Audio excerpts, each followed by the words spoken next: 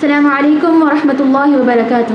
الحمد للہ رب العالمین والصلاة والسلام علی رسولہ الکریم وعلی آلہ وصحبہ اجمعین. اما بعد. محترم صدر صاحب اور معزز سامعات، آج کی اس انجمن میں میری تقریر کا عنوان ہے بیوہ اور مطلقہ کے متعلق اسلامی احکامات. سامعات، عورت کے قدر و منزلت کے متعلق جو بھی اسلامی تعلیمات ہیں ہم میں سے اکثر اس سے واقف ہیں، لیکن اس جدید دور میں بھی کئی لوگ ایسے ہیں جن کی چھوٹی اور بخیل سوچ کی وجہ سے عورت آج بھی مظلوم ہے. انہی مظلوم عورتوں میں کا ایک طبقہ بیوہ اور مطلقہ عورتوں کا ہے. سامعات، شوہر اپنی بیوی کی جان، مال اور عزت کا محافظ ہوتا ہے اور اس کا ایک بڑا سہارا ہوتا ہے، لیکن جب اس کی زندگی کا یہ سہارا ختم ہو جاتا ہے تو وہ اپنے محافظ سے محروم ہو کر مظلوم ہو جاتی ہے اور اس سے کئی حقوق اس سے چھین لیے جاتے ہیں. لیکن اسلام ایک کامل اور مکمل دین ہے جو اپنے متبعین کا ہر طرح سے خیال رکھتا ہے. کوئی بھی عورت اسلام میں قانونی حقوق سے محروم نہیں ہو سکتی. اگر کسی عورت کے شوہر کا انتقال ہو گیا تو اس کی وراثت سے اس عورت کو حق ملے گا. اگر نکاح کے وقت مہر نہیں ادا کیا گیا تھا تو سب سے پہلے شوہر کے چھوڑے ہوئے مال سے عورت کا حق مہر ادا کیا جائے گا، پھر اس کو اس کا حقیقی حصہ دیا جائے گا، اور عدت گزر جانے کے بعد اسے دوسرے نکاح کا بھی حق ہے. جیسا کہ سورۃ النور میں اللہ تعالیٰ نے فرمایا وَأَنكِحُوا الْأَيَامَ مِنكُمْ، یعنی تم میں سے جو عورتیں بیوہ ہیں ان سے نکاح کرو. اور خود رسول اللہ صلی اللہ علیہ وسلم نے بھی 8 بیوہ عورتوں سے نکاح کیا اور ان کی کفالت کی ذمہ داری لی.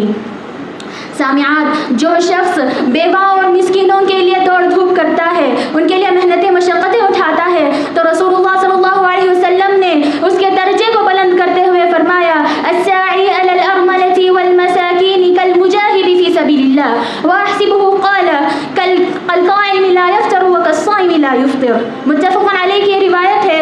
ابو ہریرہ رضی اللہ عنہ فرماتے ہیں کہ رسول اللہ صلی اللہ علیہ وسلم نے کہا جو بھی شخص بیوہ اور مسکینوں کے لیے دوڑ دھوپ کرتا ہے وہ اللہ کی راہ میں جہاد کرنے والے کے برابر ہے. اور راوی کہتے ہیں میں سمجھتا ہوں کہ رسول اللہ صلی اللہ علیہ وسلم نے یہ بھی کہا کہ وہ مسلسل اللہ کی یاد میں کھڑے رہنے والے اور لگاتار روزہ رکھنے والے کے برابر ہے.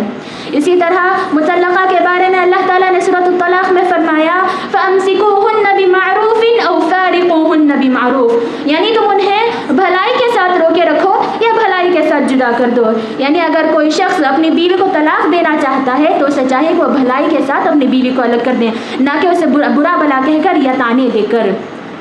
اسی طرح جب طلاق واقع ہو جائے تو اس بات کو یقینی بنانا کہ حق مہر ادا ہو گیا ہے، کیونکہ بیوی کا مہر شوہر پر قرض ہوگا.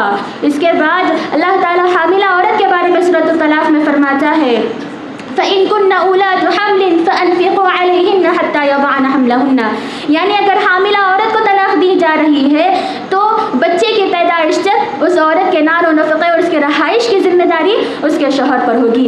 اسی آیت میں اللہ تعالیٰ فرماتا ہے فَإِنْ أَرْضَعْنَ لَكُمْ فَآتُوهُنَّ أُجُورَهُنَّ، یعنی بچے کی پیدائش کے بعد اگر طلاق واقع ہو گیا ہے تو اگر ماں اپنے بچے کو دودھ پلاتی ہے تو اس بچے کے باپ کو چاہیے کہ اس کی ماں کو دودھ پلانے پر اسے اجرت دیں، کیونکہ بچے کی نسبت باپ کی طرف ہوتی ہے اور بچے کی تمام ذمہ داریاں باپ پر ہوں گی.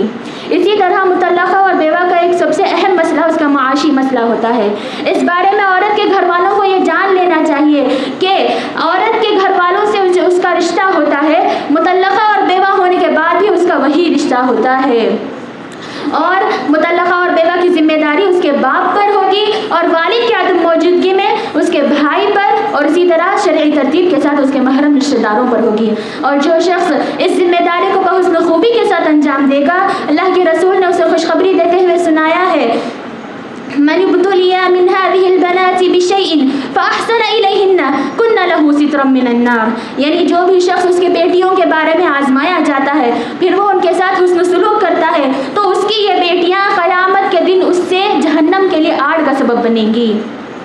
لہٰذا سامعات، ان آیات اور احادیث میں جو احکامات اللہ اور اس کے رسول نے بیان کیے ہیں اور انہیں انجام دینے پر جو خوشخبری انہوں نے سنائی ہے، اس سے عورت کی قدر و منزلت کا اندازہ لگتا ہے. اسی لیے ہمیں چاہیے کہ ہم کسی بھی کمزور کو حقیر نہ سمجھیں اور بڑھ چڑھ کر اس کی مدد کرتے رہیں تاکہ قیامت کے دن اللہ تعالیٰ ہماری بھی مدد کرے.